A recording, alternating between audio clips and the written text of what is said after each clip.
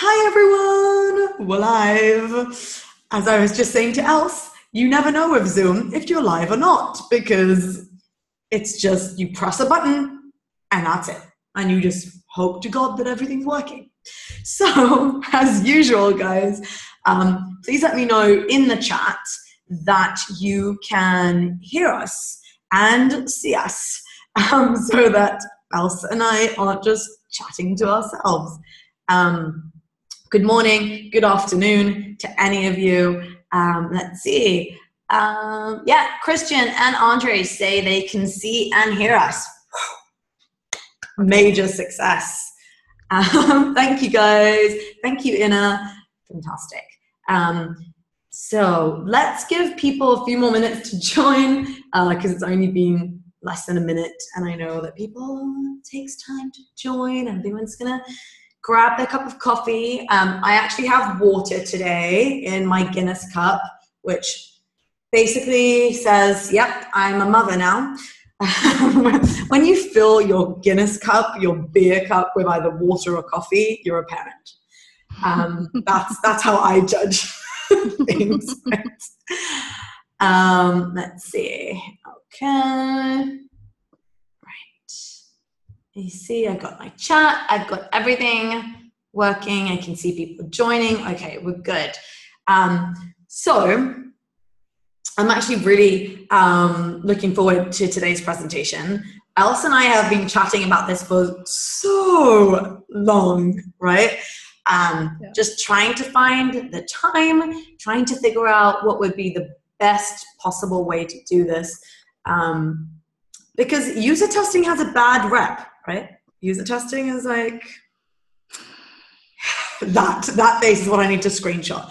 Most people, when you talk about user testing, make this face and have a lot to say about it, even if they haven't done it ever before.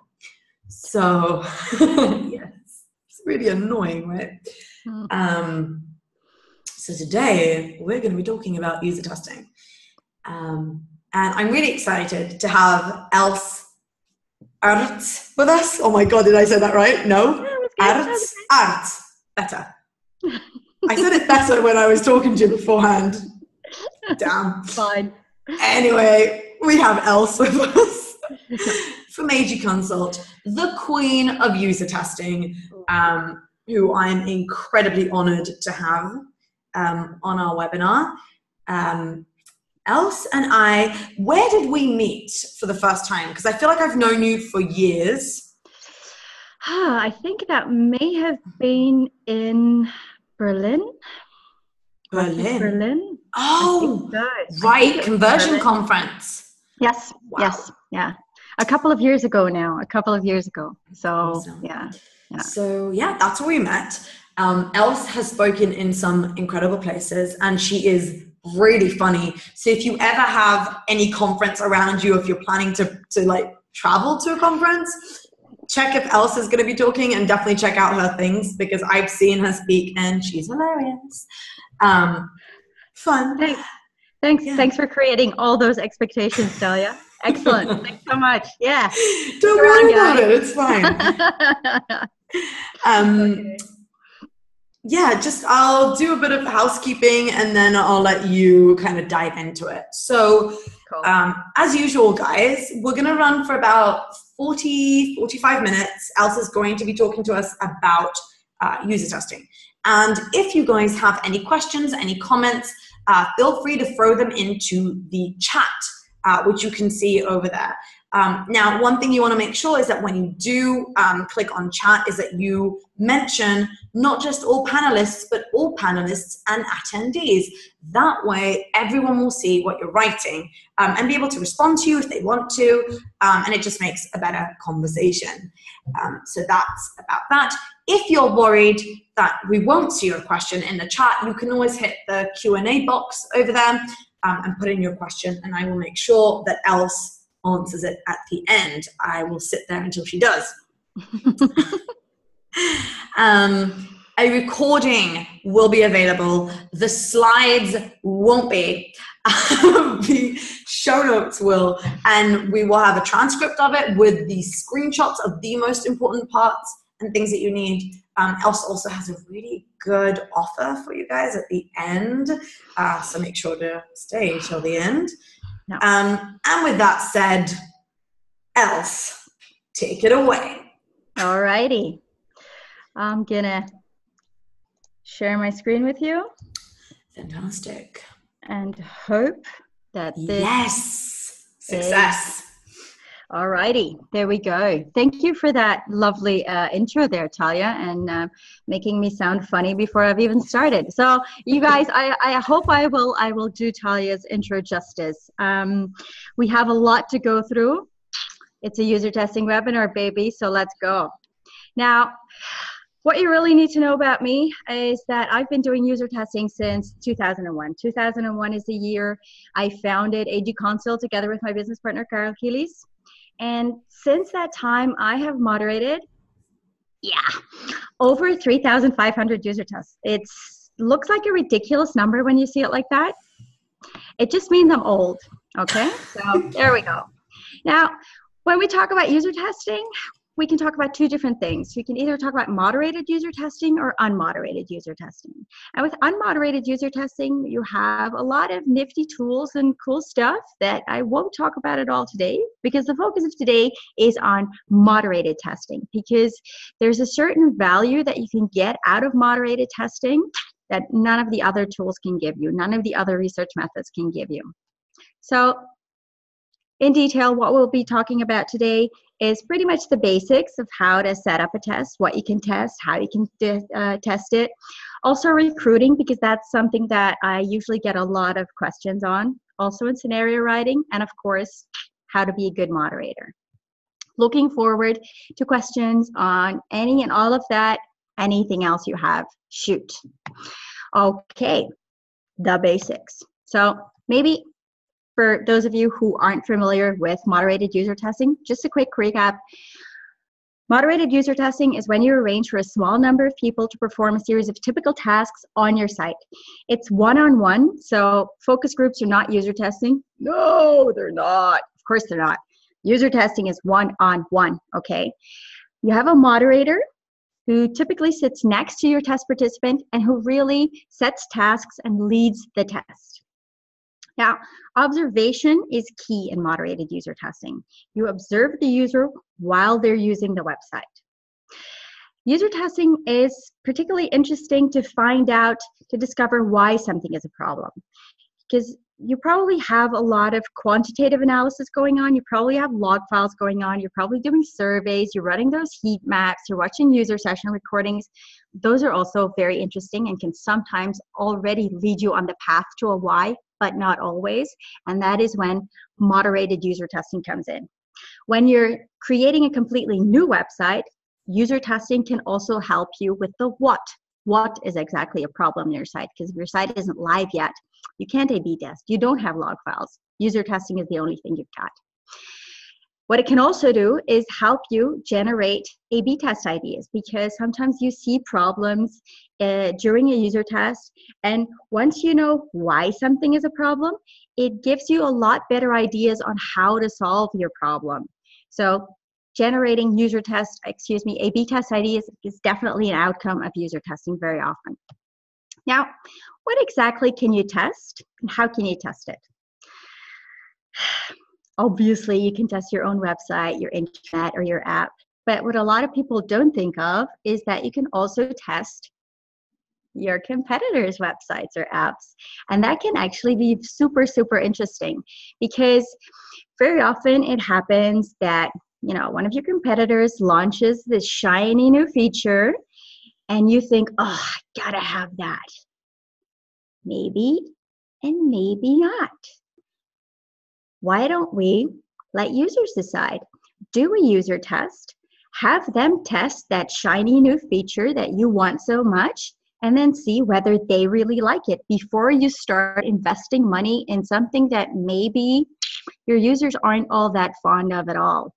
I remember quite vividly a comparative user test that we did for a car brand of a number of car configurators. Now, this was a while ago. And the car configurator that our client, Peugeot, really wanted to emulate was the one that did worst in the test because it looked the best at first sight, but it was very, very hard to use. So we actually saved them a lot of money by making sure they chose the right way to go and not necessarily the shiny one. When can you test? Basically, as soon as you have an early, I would say, clickable prototype. And why clickable? Because these are not web people you want to test with. These are regular users. And so you want to make your early prototype as true to life as possible. You want to create a scenario that they can actually click through and where you also have more or less the copy that is supposed to be on that page. So never ever test with lorem ipsum wireframes or prototypes, because that just does not give you a real experience and you will not get great feedback from users. Obviously, you can test on your on a desktop, you can test on tablet, you can test on mobile, all of the screens you can test. Now, there are 3 types of moderated user testing you can do. First, I'll go into the setup of these 3, and then we'll talk about stuff that is important regardless of what type of testing that you're using, which is the recruitment, the scenario, and the moderating. Now, your typical setup for in-person moderated user testing is the 2-room setup. So in one room, you have your testing room. This is typically quite a small room where you have your moderator and your test participant. And everything that the 2 of you say and everything that the test participant does, be it on desktop, be it on tablet, mobile, is recorded. You have your second room, which is your observation room, where you can have your team, or if you're an agency, you and the client watching, because everything that happens in the testing room is shared on the screen in the observation room. Now, a lot of people say that you need a usability lab with a 2-way mirror to do this kind of testing. I say no. I say hell no. God no. I mean, I have clients who have usability labs, and I beg them to please let us not test there, because it just makes test participants feel silly. They know there's somebody else watching on the other end of the mirror. It is not a good situation. Another myth is that you should never test in the client's offices. So if you are a company yourself, you should never test in your own office. Because it's supposed to intimidate the test participant. And again, I would say, well, it depends. You know, if your logo is plastered over every surface of your office, if you're wearing a t-shirt logo of your company, that's a big no-no, but that's obvious, right? If your name is on the bell, but otherwise your offices look pretty neutral, relax. Seriously, we do user testing both in our offices and the client's offices, and it is definitely not the case that we get more positive results or people saying nicer things in the client's offices. Not at all. People if something sucks, you will know, trust me. One reason I really, really like in-person moderated testing is because in this observation room, and this can be, as you can see here, sometimes this needs to be quite a big room, because this is actually at the short end of the table, that's Eileen, who is our user researcher, and at the long end of the table, that's the client's team. Now, this is what I love to see when we do in-person moderated testing. This is a client, this is the Bijenkorf, one of our Dutch clients. They sent 1, 2, 3, 4, 5, 6, 7. There's another one not in the picture. 7 people to watch the test. And this is very important because this way they share this experience of the user test live.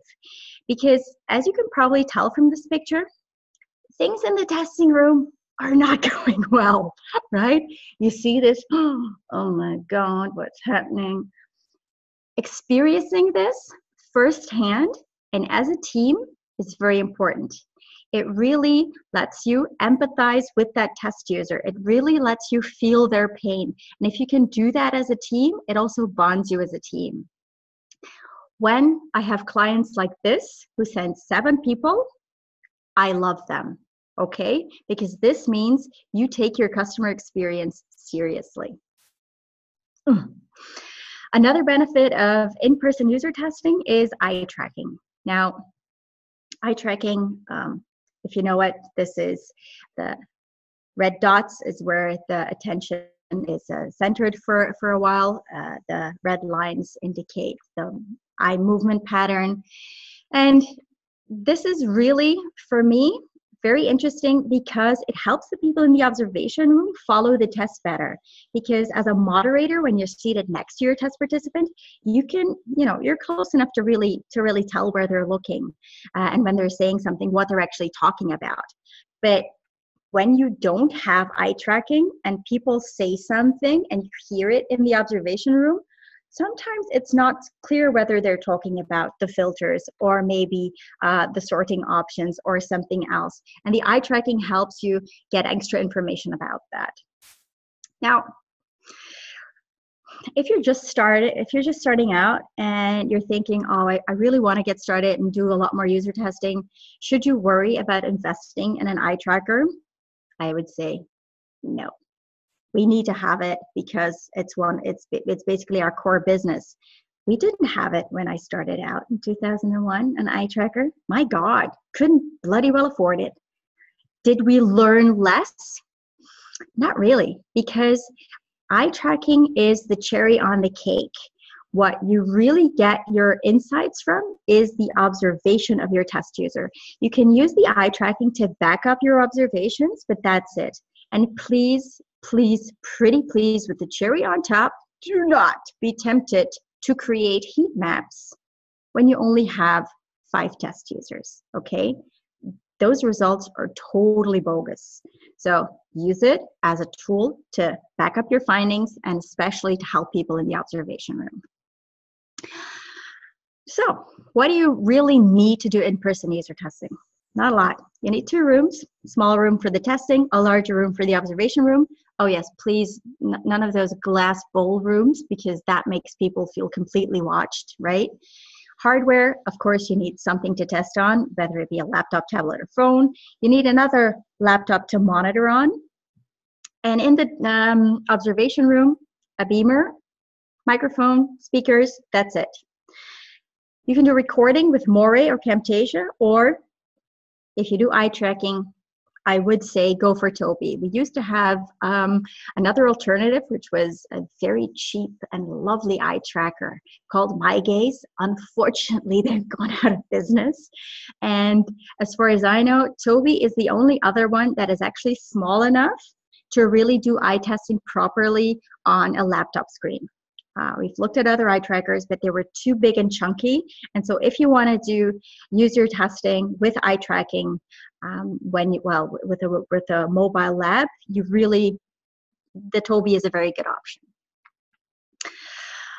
Mobile, what do we use there? Well, when we test on iOS, we use Reflector and AirPlay, which is basically on your phone already. For Android, we use SideSync, and we also use an additional webcam so we can film the user's face. There are other tools out there.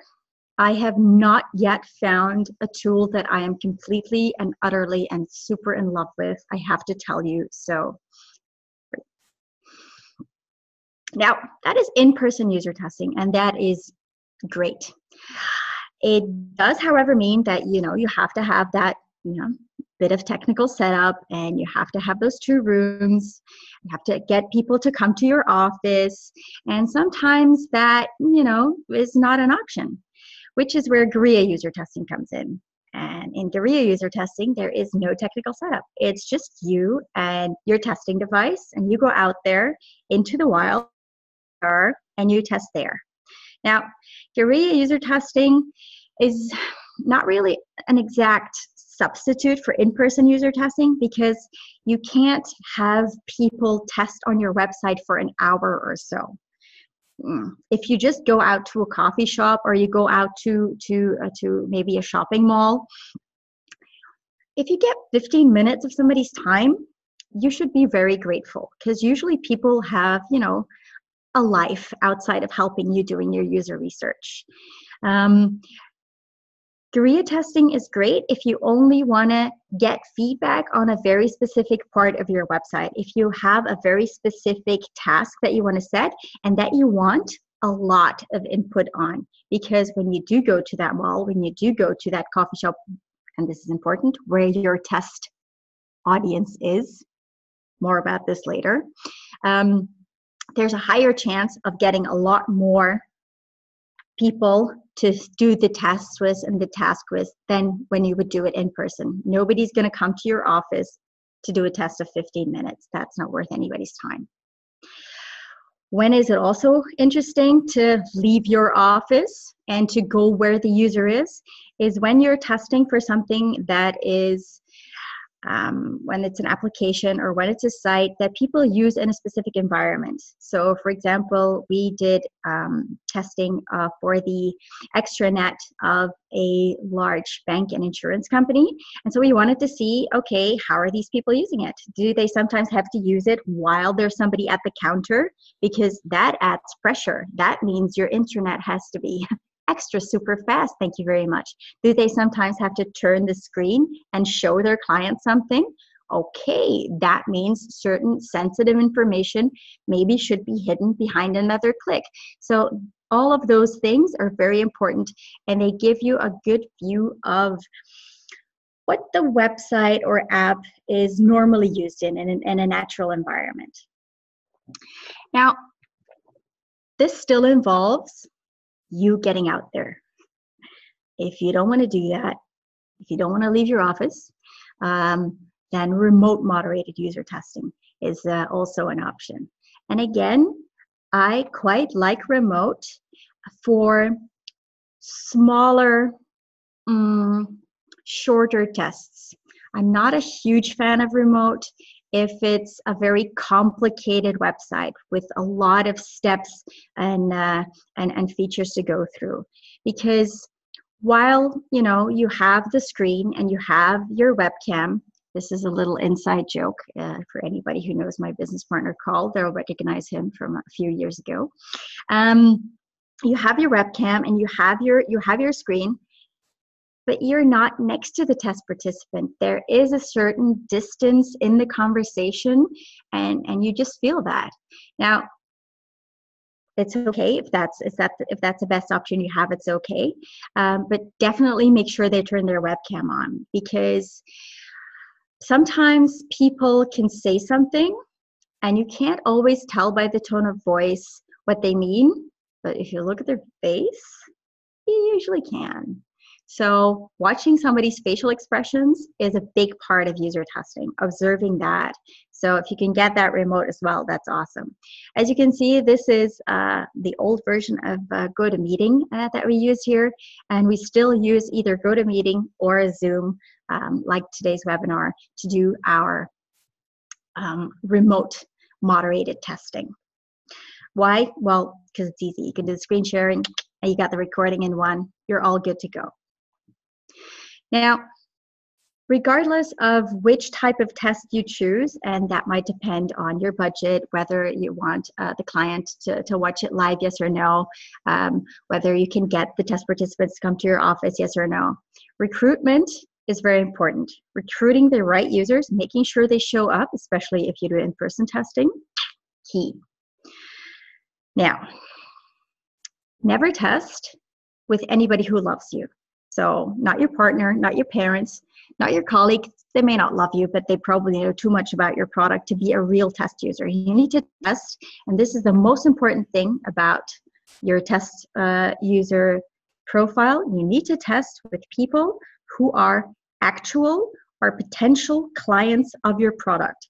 People who give a shit about what you're trying to sell them or about what you're trying to tell them. This is far more important than social demographic data. I get sent screeners that are ridiculously precise. Like, we're looking for women between 30 and 36 with 3 children, ages this and that, and other child has to be that and that. I'm like, for God's sakes, people, we're testing a toy shop. Relax already, right? What are we looking for? People who buy toys. Doesn't matter whether they're 29 or 32. Do you really think there's a magic difference there? Seriously, there isn't. Potential, actual users of your product. That's the most important thing. If you're testing on mobile, make sure you always ask people's device preference as well, and make sure you have testing devices of both kinds. Now, we sometimes test on prototypes that are only available on, for example, Android. There is absolutely no point inviting iPhone users, because when they struggle, you will have no idea whether they're struggling with the Android device or struggling with the app. In my case, it would be the Android device, but you just don't know. That's the point. So be very mindful of this. Even versions can be tricky. So when you call your test participants, be sure to ask all of that. To recap, test with strangers, recruit for engagement and not demographics, and be very mindful of device familiarity. Now, should you do the recruiting yourself or should you outsource it? Well, I would outsource it in two cases, actually. One is if you're looking for test participants who've never heard of you. And sometimes people want that. People want a completely fresh set of eyes on the website. For some companies, that's very hard. If you're Amazon, good luck with that. But it also means that you can't recruit people through your own channels. And so that's when it's best to outsource recruitment to a special recruitment agency. Now, if you just Google recruitment agency, marketing research, recruitment agency, user research, I'm sure you'll find one where you live. Typically, the cost per person via a recruitment agency, in my experience, is between 50 and 150 euro per test participant, depending on the country that you're in or the test participant's profile. If you're testing with your own customers, or if you have no budget to outsource, if you have budget to outsource, it's very boring. If you have no budget to outsource, you can do it yourself. And you can just use your own channels, have a little pop-up or a slide in on your site where you say, hey, we're always after feedback from our customers. Would you be willing to participate in a session in our office? It'll be then and there, Same message to your newsletter subscribers, your client database, your social media. Get people from your call center involved. And if they get people on the line with a specific problem that you want to research further, let them get it in. If you have physical locations, put it up on a notice board. And if you're looking for non-customers, but you want them to maybe be familiar with your product or your competitors, scour the web. Put messages up on fora and see whether you can actually recruit. This is always very interesting. People who are actual clients of your competitors. Always great to have these people in, because they can tell you what they really like or not like about your competitor versus what you're offering them. You recruit, never ever say that you're doing user testing, because it sounds a bit creepy. Okay, it sounds like you're testing users. This has long been a debate in usability circles. Of course, I know we're not testing users, for Pete's sakes. We are testing the usability, the user friendliness of a certain product, of a certain site with people. User testing is just shorter. Just make sure you never say it in recruitment or during the actual user test itself. Once you've found your participants, don't just think, oh yeah, these people fit the profile, I'll invite them. No, you really need to screen your candidates. And even though in your recruitment screener, you should, of course, always ask things like age and occupation, etc. Sometimes people can be a bit vague about this. And so, yeah, you should get a bit Sherlock Holmesy on them. You have to sort of Google the candidates and check out their LinkedIn profile, because what you really want to avoid, unless you're testing a site or an app for IT, web marketing, or communication professionals, is to get any of these guys in. Because they, instead of using your site or app, they will start giving you very well meant but completely unasked for advice. They will start talking about, this site speed is very slow. I wonder if it's maybe because the image, oh, for Pete's sakes, no normal user would ever say that, okay? They might go, well, this is slow. It's taking forever. That's normal. but not speculating on image size, etc. As soon as that happens, you might have an amateur web professional on your hands. That's also not a great thing. So do try and weed those people out. That's not who we're after. Sometimes you also get people who actually work for the competition who apply. This has happened to us. So it's very important not to invite these people, especially not when you're testing a prototype of a new feature or of a new version of the website. You don't want the competition to get a heads up there. Now, that's not enough. I always advise to always speak to your test participants beforehand.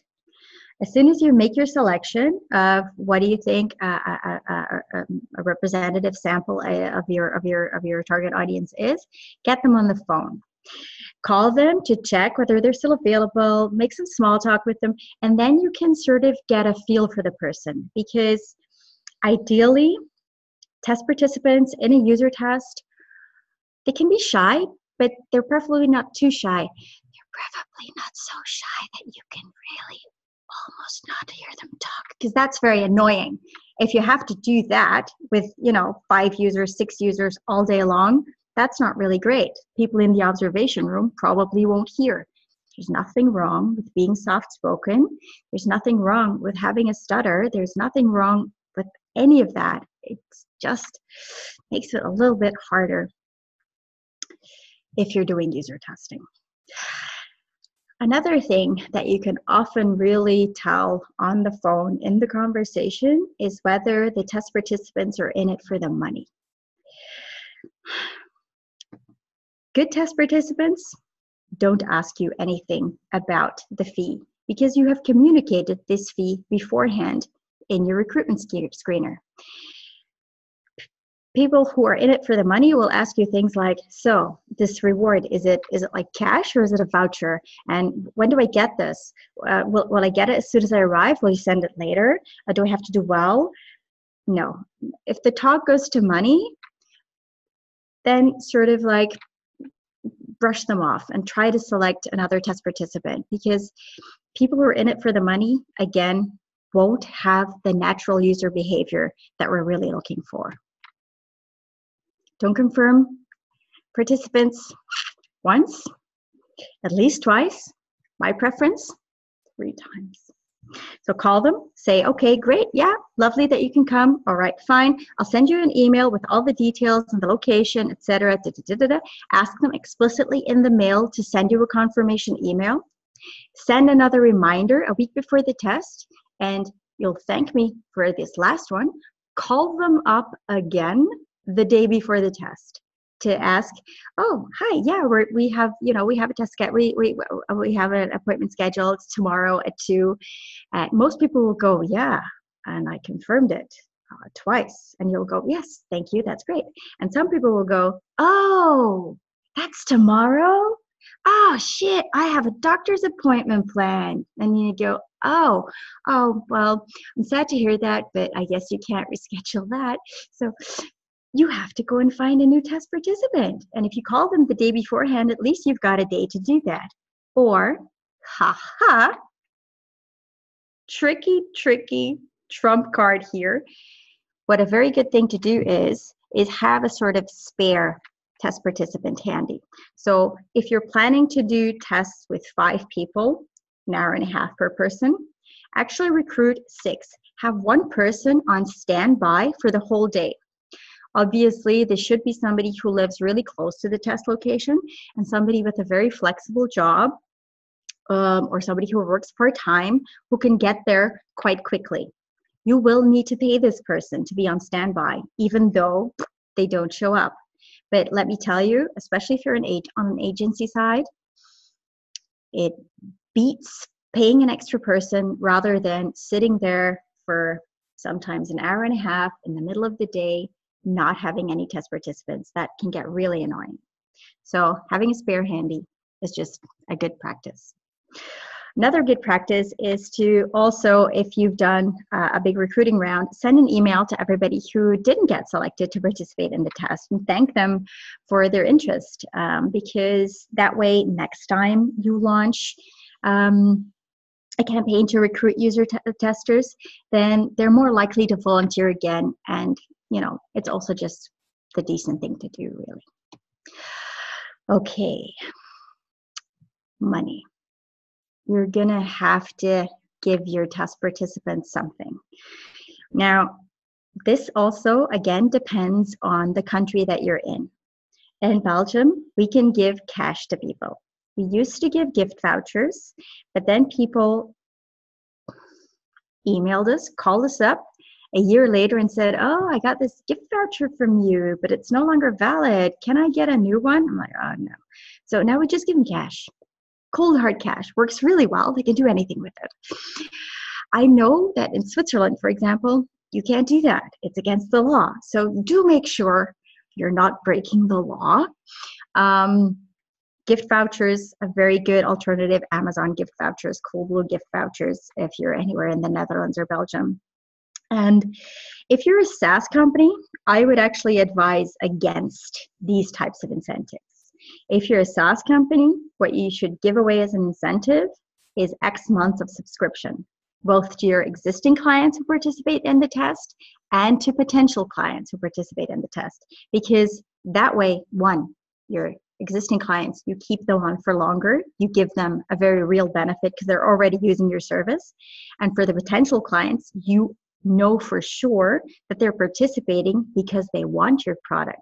They're interested in the kind of solution that you have to offer.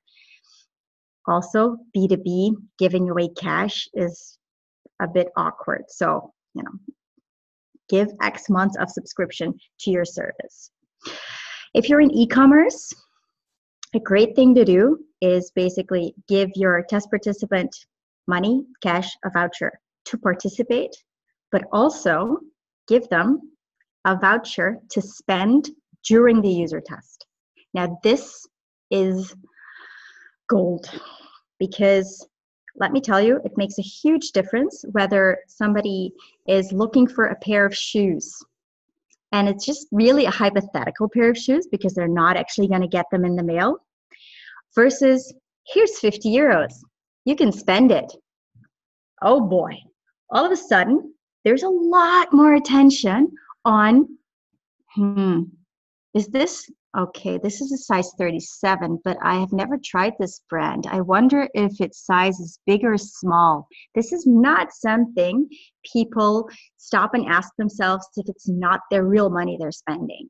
So sometimes people get completely caught up in choosing a pair of shoes or anything else, really, e-commerce, that you have to sort of say, you can also, let's check out their return policy because otherwise they can spend basically an hour and a half browsing for a product. So that's an important one to keep into account as well.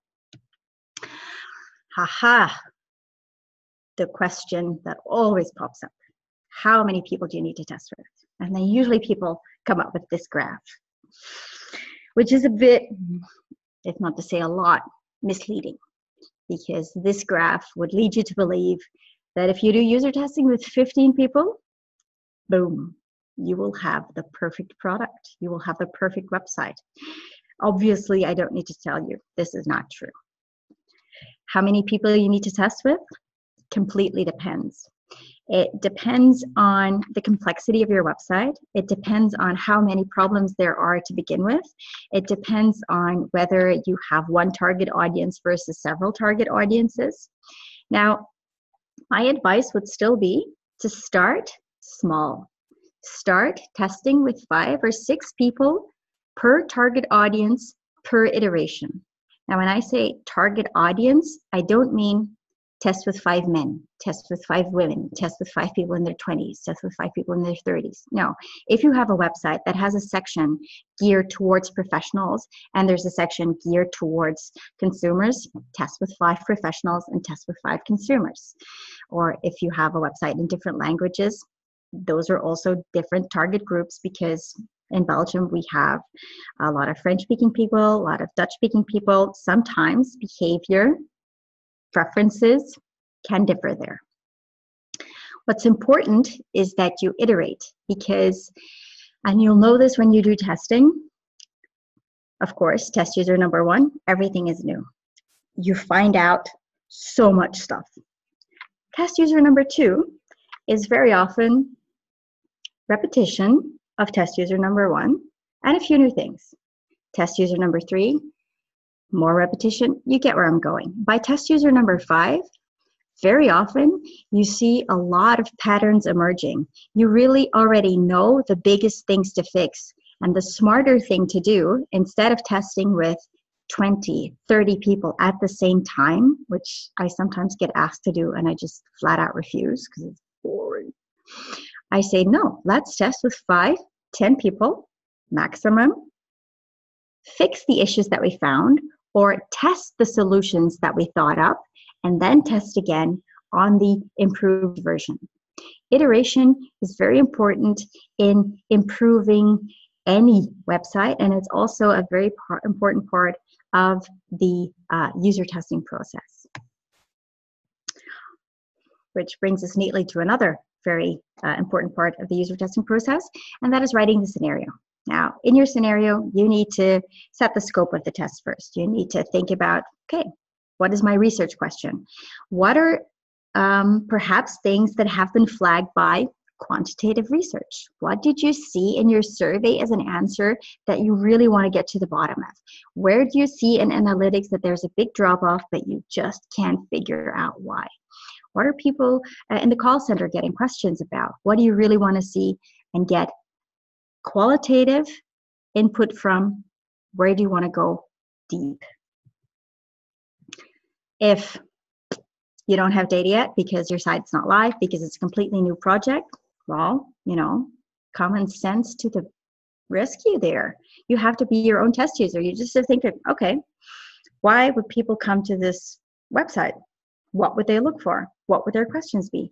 Try and do that and make that into the tasks. Always focus on the important things. Focus on the top tasks on a website. Don't go asking people to look for absolute exceptions because, quite frankly, are always going to be exceptions and things that are hard to find, especially on very large websites. That's life. It's not that important. 80-20. It should be easy to find and easy to use those things that are important for 80% of our visitors. When you have your test scope set, make a list of possible tasks. Well, how many tasks should I set? Again, that depends. I've done a user test on a ridiculously complicated flow once, where basically that was the task, complete that flow. Of course, there were many sub-questions that I asked, but they were not part of my scenario because they are part of what happens during the user test. What you as a moderator ask or say or don't say completely depends on what the test participant is doing. Now, if you're testing the overall usability of something, I usually have between 10 to 15 tasks. It never hurts to have more tasks than you actually ask because, especially if you do in-person moderated testing, you have these people in, you have them for an hour and a half. Use them to the maximum time possible. Ask any and all questions that you have. If they finish it on your site, even if you weren't planning to do a comparative test, take them to your competitor's site. Now, a very important thing here is that you shouldn't set the tasks always in the same order. You should vary the order in which you ask the questions, because if you don't do that, you will find that at the end of the day, task 8 had a much higher success rate than task 1, which isn't very surprising at all because people have been spending time on this site. This is probably after 40, 45 minutes.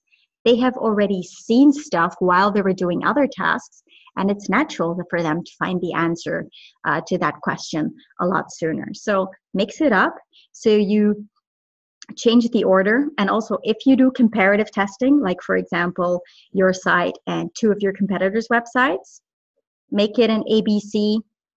First your site for the first test user, then the next one.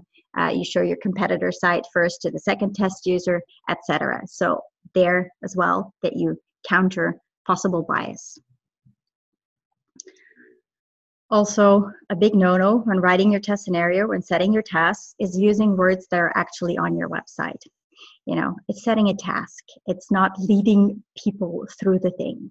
For example, if you're a travel website and you have city trip in your main menu, don't ask people to book a city trip to Berlin. Always try and find a way around it. Now, I don't know a synonym for city trip, so I say stuff like, it's been a long time since you spent a long weekend away with your partner, and you've been to London and Berlin a couple times, so you're looking for something new. And then you'll see, do they go to city trip? Yes or no. Also, tasks that are too specific or aren't relevant for the participant. Don't do that. Tailor your question to the participant. The question I asked earlier, you're looking for a city trip to go to London. No, really wrong. Why would you tell them where to go? Maybe they've just been to London. Maybe they hate London. In the pre-test interview that you always do with your test participants, where you ask them questions like, did you find your way okay? Oh my God, it's raining again here in Belgium. Isn't that terrible? Yes, it is. You find out a little bit about them as well and about their preferences when it comes to the product, the site you're testing. So on a travel website, you should ask them questions like, who's your favorite travel companion? What style of travel do you like? Are you a camper? Are you more of a luxury type of person? Any favorite destinations? So you can actually say like, so do you want to go away for a long weekend? I heard your best friend is your favorite travel partner. That's great. Is there anything on your shared wish list of destinations? Dublin. That sounds awesome. The home of Guinness, a good place to go. That's what you should do. Now, sometimes you can't always tailor the question to the test participant needs. And then it can help to sort of start the beginning of a story.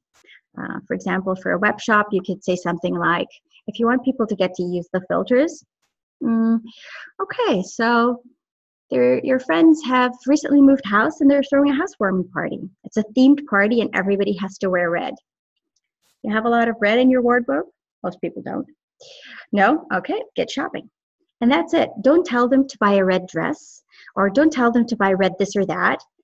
Let them finish the story. Let them think, oh, red party. Okay, what'll I wear? Some girls might go for a red party dress. Some girls might go for a red onesie.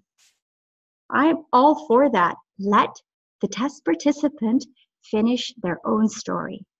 You start it, they finish it.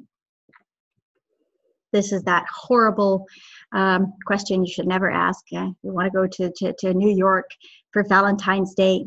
No. Keep it vague. Keep it tailored to your participant. And realize that your user test scenario is a guide and not a straitjacket. Very often, the test participant will do something or say something that is just gold for you as a moderator to pick up on. Don't feel fixated that you need to ask these questions. What you should know is, what do I want to find out? What do I really want to learn about this test? Tailor that to your participant. So those are the takeaways for that one. Kick-ass moderator, extremely important thing to be, and the hardest, because the moderator is both the biggest strength and weakness in moderated user testing, and one of the reasons that Talia said in the beginning why a lot of people think user testing is useless. Not if you've got a good moderator. A good moderator has to be, like Jared Spool says, 3 personalities at the same time. You have to be a flight attendant. You have to set your test participant at ease. People have to feel comfortable sitting next to you. People have to indeed feel like they're free to surf that website, use that app as if they would at home. If their phone rings and they stop and pick it up, actually, well, it's not good because they should have switched it off, but that's not a bad sign because it means they're comfortable. This is an important job. You also have to be a sportscaster because you, as a moderator, are next to the test participant. And in the observation room, they're not that close. So you have to sort of relay the actions of the test participant to that observation room. You also have to be a scientist. You're not there. This is not a conversation that you're having with the test participant. It's not an interview. Okay, an interview can be super valuable as a research method, but a user test is not a conversation. It is about observation. Those were Jared's 3. This is my 4th. You also have to be Switzerland, by which I mean that you have to be neutral. If you're doing a comparative user test and you have a preference for one of the sites, and as much as you try not to be biased, very often this just happens, you cannot not let that bias show. You have to be very aware of the way you sit, where you watch on a screen. We do user testing workshops in company, and sometimes we have beginning moderators. They ask a question and then proceed to look at the position on the screen where the test participant is expected to click. This is not good. This is you know, those horses that can count. This is exactly that. You start clapping as soon as they reach the number. Yeah, that's good. Don't do that. Seriously, this happens a lot. So no, this is very hard. Also, never ask leading questions. Don't ask, so do you like the way do you like this product photography? It takes a very confident test participant to say no to that. You know, it's obvious that you like it. Never ask questions like that. Always ask open-ended questions. I think Talia says it really well when she says, ask why until there are no more whys left. That is how you do research. Also, don't do too much of the talking. 99% of the talking during a user test should be done by the test user. And it's not about expressing their opinion, but it's about saying what they see, saying what drives them. And sometimes they will say things like, weird. The only thing you have to say to get more response out of that is, weird. They'll happily start talking again. Seriously, not a problem. You don't have to say, what exactly is it that you find weird? No, maybe they find something in general weird. Just echo the weird. That's it. Finally, because I think we are running short on time, you won't be a good moderator the first day you test. You probably won't be a good one the second day. This is something that, one, you need an innate sort of, you have to be a people person, but you also have to practice, especially the part of the non-biased. If you practice, you will get good. Thank you very much. You're thinking I'm forgetting something, aren't you? You're thinking I'm forgetting the present I have for your webinar visitors, Talia. I haven't forgotten. No, especially for you. If you like user testing and if you're interested in learning more about user research, I have a whopping €200 discount on our online video user research course. It's not taught by me. If you're sick of seeing me, don't worry. It's taught by my colleague, Carl. And that's the URL. And of course, the coupon code, what else could it be but Talia rocks? Okay.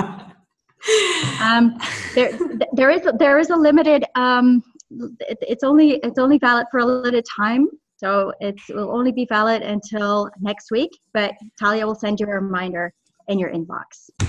Damn, I want to take that course now. I mean, seriously, I've been looking at this, like listening to you so avidly, and the people who you probably couldn't see my expressions, like I had myself on mute, but anyone who's in here who was just looking at my expressions was like, wow. I was just like, I am doing some really, really awesome things that I took away for when I do user testing. I don't do much, unfortunately. When I do it for clients, I usually outsource it. But some really, really cool insights. And we don't have much time for questions, but I just want to throw in a few. So Jay, you mentioned that you should iterate the same thing. And he was asking if you should iterate with the same participants again, like after you've done the fix, should you ideally iterate with the same person or bring in new people? A mix. I'm a big fan of a mix. I think it's a great question. It's interesting sometimes indeed to have the same people, because we had a project recently where we basically tested in 3 iterations, and there were 2 test users of every target audience that we took along with us on every testing round, and then there were new ones, because sometimes, again, especially when it's a new product, you want people, new users, to be able to use it. But it can be very valuable to get indeed that input from people who have seen the previous version and who can then say, or who can, and where you can then tell, oh, they couldn't use it before and they can use it now. Sometimes it's also, they couldn't use it before, they still can't use it now, but there you go. It's, but I would go for a mix, but it's an excellent question. Yeah. And that's actually an interesting thing, because you were saying, like, we do the user testing, we gain our ideas and our hypotheses about like what needs to be fixed. And then you go in and you make the change. So usually, I guess there's a long time between each user test to the next, because you're waiting for the results to come in. Well, it's if that, again, that also depends, because if you're testing on wireframes, what we used to do was basically, and this also happens on software where you do Wizard of Oz testing. Basically, if it's wireframes, and I've had to do this, thankfully not very often, but test user number 1. And it just bombs. The structure bombs, the interface bombs, and you're like, oh my God, this is terrible.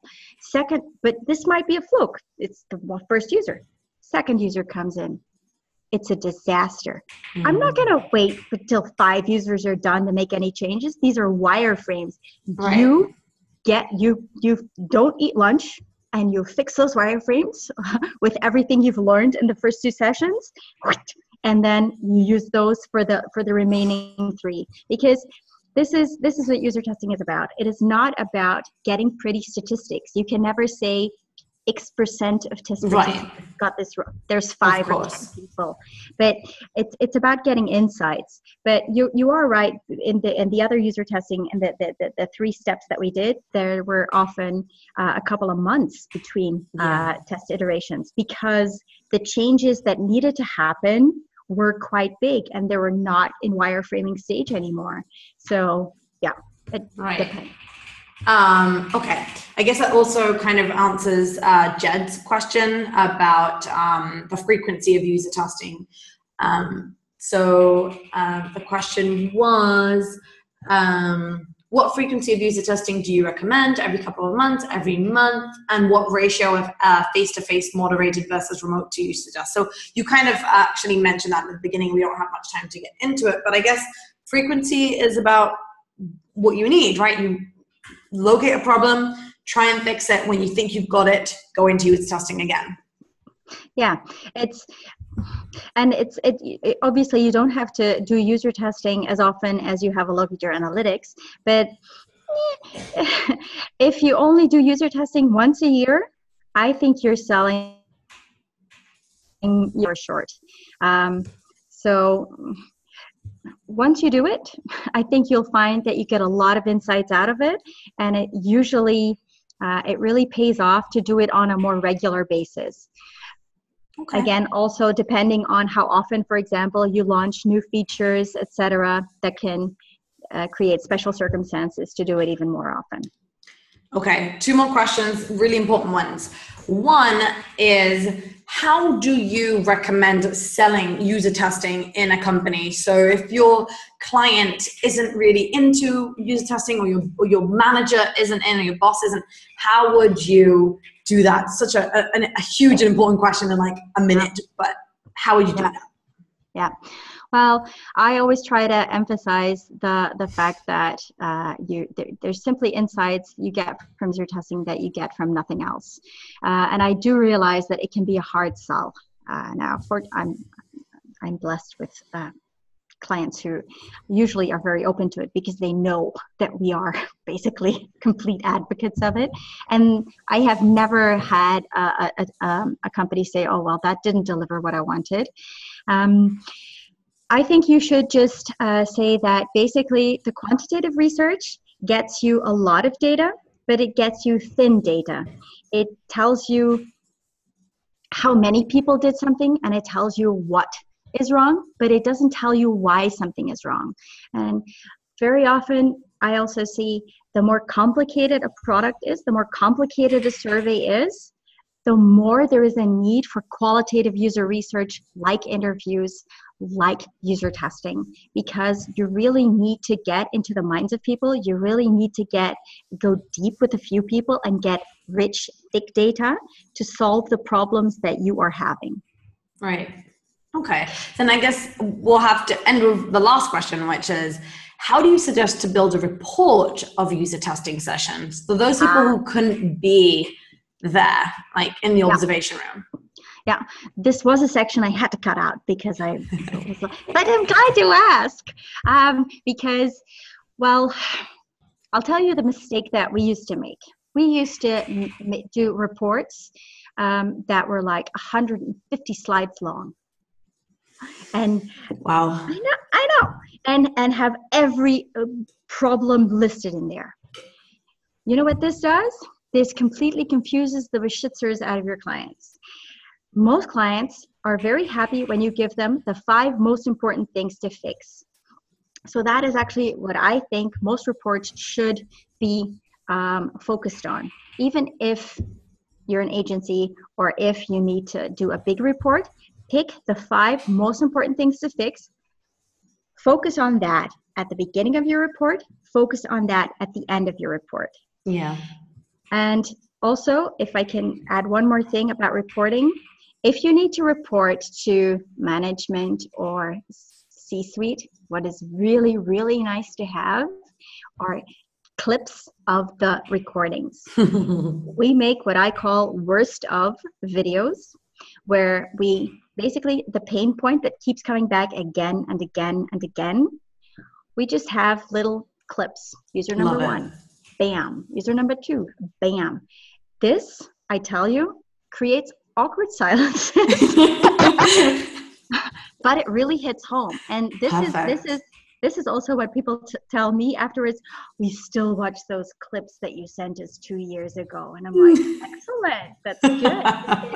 Yeah, when somebody goes, maybe we should try that. No. That's how it used to be. Let me tell you, that is not the way to go. People do not like that. People do not like that, no. Els, I want to thank you so much for taking the time to teach us and school us on user testing. I know that I've learned a ton. People who saw me knew that I was writing down all sorts of notes for myself. As I said at the beginning, the recording will be available in a few days with the transcript and a few screenshots of the important stuff that you need here. Els, thank you so much. And thank you everyone for taking the time today. Have a great evening or morning, wherever you are in the world. Bye. Bye.